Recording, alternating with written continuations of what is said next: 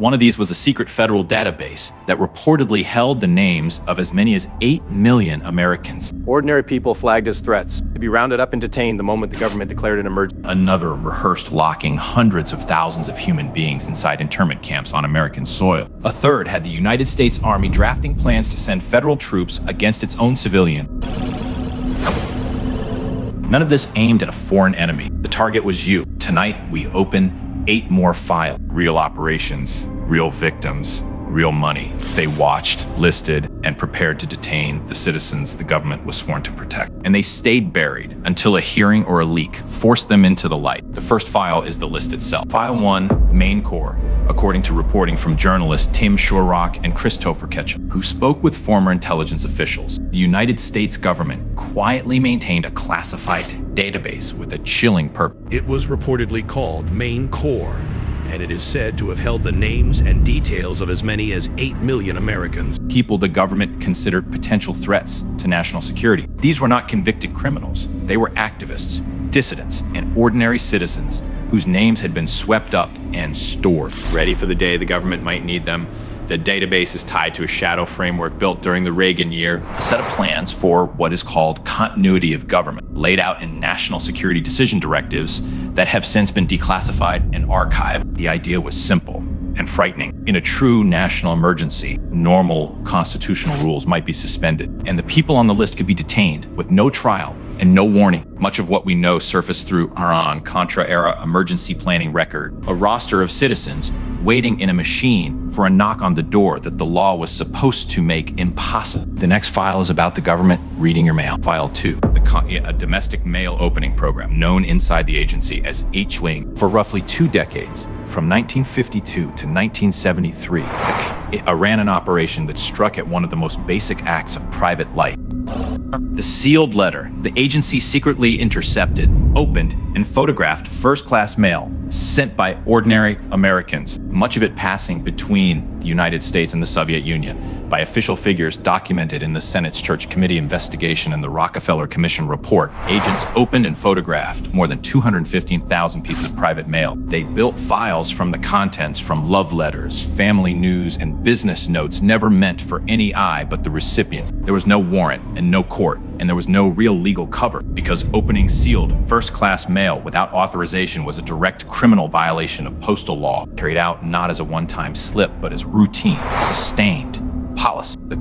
As own charter forbade it from spying on Americans at home. Yet here it was, sorting through the nation's correspondence as if every citizen were a suspect. The program ran in secret until investigators in the 1970s pulled it apart. The next file is about your phone. File 3, the Hemisphere Project. Most people assume the largest phone surveillance program in America belonged to it did not. A federal anti-drug effort run through the Department of Justice and the DEA quietly gave agents access to a database of at-tug telephone records so vast it is hard to picture. According to the program's own documents, it reached back to 1987 and contained trillions of call record, a dragnet older and larger than the famous, a collection that made headlines. What made Hemisphere stranger still was how it worked day to day. At THQ company, analysts were embedded alongside law enforcement, sitting beside the agents, helping them sift through the call. To keep all of this hidden, agents were reportedly trained to disguise where their leads came from. So the program would never surface in a courtroom and never face a judge. And for years it worked. The public knew nothing. Then in 2013, the entire operation was exposed by the most mundane thing imagined. A routine government training slide deck, a PowerPoint released through a public records request, trillions of phone calls watched in the dark, undone by a slideshow. The next file is about who the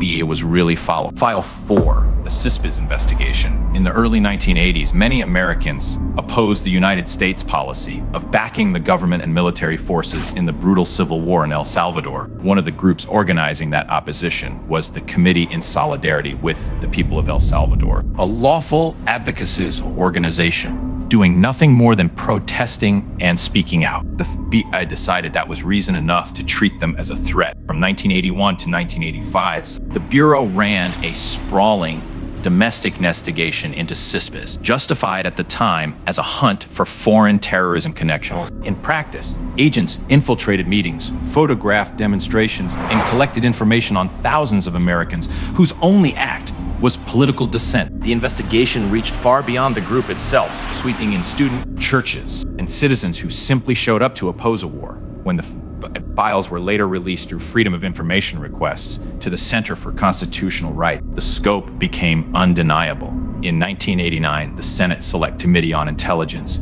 issued a report concluding the investigation had been deeply flawed and had swept up protected political activity. The government had spent years building files on people for the crime of disagreeing. The next file is about your library. File 5, the FBI Library Awareness Program. Of all the places a citizen should feel free, the library sits near the top, a quiet room where anyone can read anything without being watched.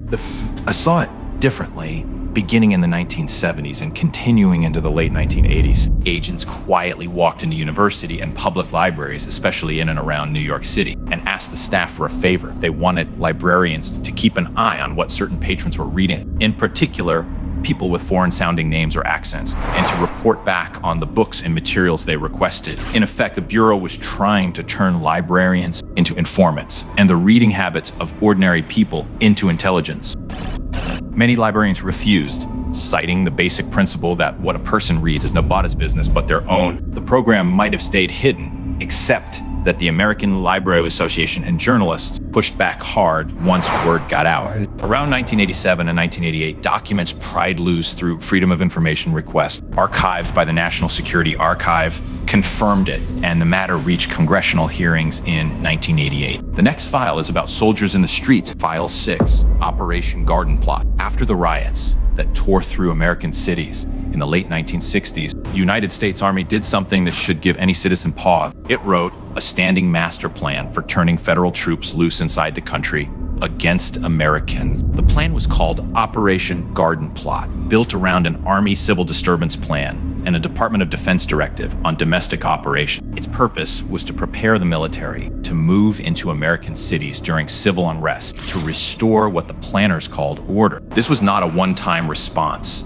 to a single crisis. It was a permanent framework, kept active and updated for decades. A blueprint sitting ready for the day the government decided the streets had gotten out of hand. The plans covered the mobilization of troops and the National Guard, the gathering of intelligence on civilian groups, and the command structure for occupying American communities. Much of it came to light through Freedom of Information requests and was archived by the Federation of American Scientists. A nation that prided itself on keeping soldiers out of civilian life had quietly built the machinery to put them right in the middle of it. The next file is about the camps. File 7, Rex 84, short for Readiness Exercise 1984. This is the file where the planning stops being abstract. In 1984, FEMA, the Federal Emergency Management Agency, worked with the military on a secret exercise that rehearsed the unthinkable. It practiced what the government would do in a national emergency that produced a mass roundup of people, including the detention of large numbers of individuals in internment camps. According to documents that later surfaced, the exercise contemplated holding up to 400,000 people. The scenario was vague enough to be chilling. A sudden crisis,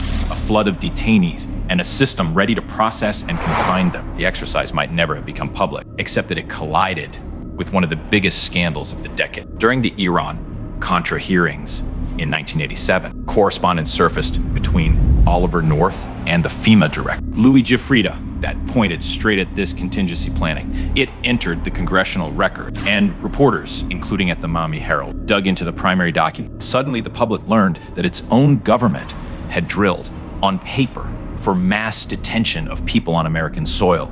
The next file is the rehearsal for taking over. File 8, Cable Splicer. If Garden Plot was the master plan for troops in the streets, Cable Splicer was the dress rehearsal. It was a sub-program, a set of joint exercises run with state governments and the military.